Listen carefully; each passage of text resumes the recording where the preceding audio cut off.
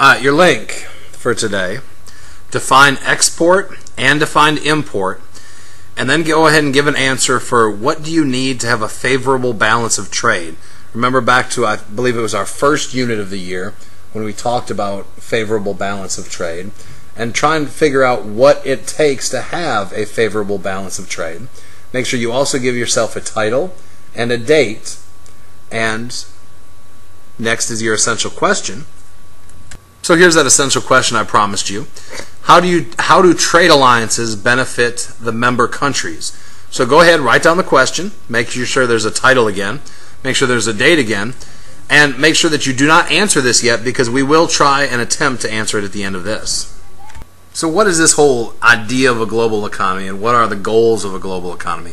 Well, the global economy has made more trade relations than ever before, meaning that they basically traded with not just neighboring countries, but they travel all over the world to trade. And these countries looking for this global economy had different goals in mind. And one of them was that favorable balance of trade that we asked you about in your link, and it was the fact that your exports are greater than your imports. They also wanted to create regional trade markets, so you would try and find nations that had similar goals. You would try to help promote and increase trade between the member nations of that had that same goal, and you would trade. When we talk about the economic alliances, there are a lot of examples of economic alliances. We're going to go into each one of these on the next couple of slides, but one of them was the European Union, which we've already talked about. We'll add a little bit more to that. The North American Free Trade Agreement, or NAFTA, the Association of Southeast Asian Nations, or ESHAN, and the World Trade Organization, or WTO. What is the European Union? It's an example of a regional marketplace. 27 different countries in Europe, and they're right there in the light blue, have joined together to create one common trade group. Their goal is to increase their trading power to equal that of larger countries such as the United States.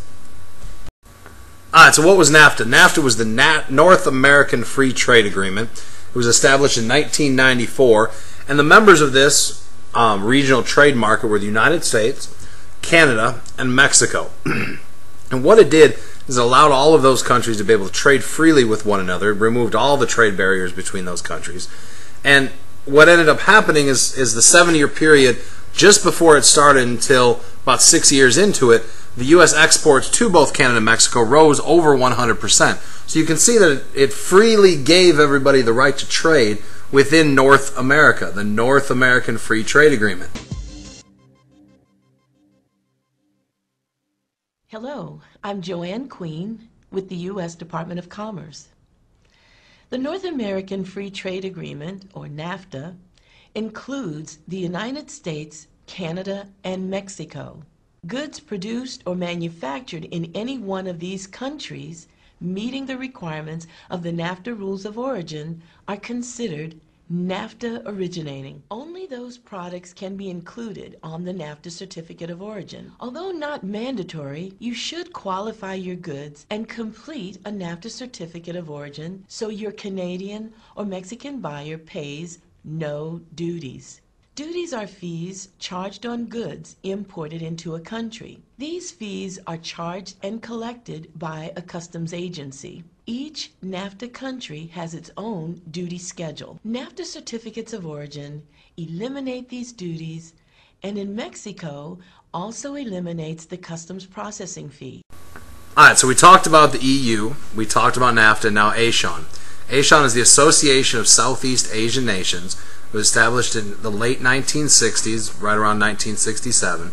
And ASEAN has helped a lot of the Asian nations, those smaller countries, become these big, huge trading giants, have a big, powerful impact on the global economy.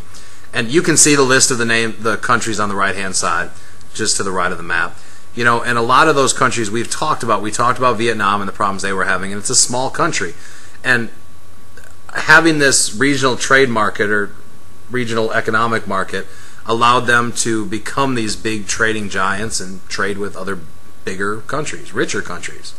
So what is the WTO? It's the World Trade Organization, and basically it's the UN for the world economy. It's made up of 150 nations. You can see those in green, and you can see that the United States is a member of the WTO. It negotiates trade agreements, and it settles trade disputes. One of the reasons that we want this is because if we can work out our differences that have to do with economics peacefully, then we don't have to go to war. All right, so would you look at that? I told you there was an essential question at the end. I told you that you would go ahead and answer it at the end. So how do trade alliances benefit the member countries?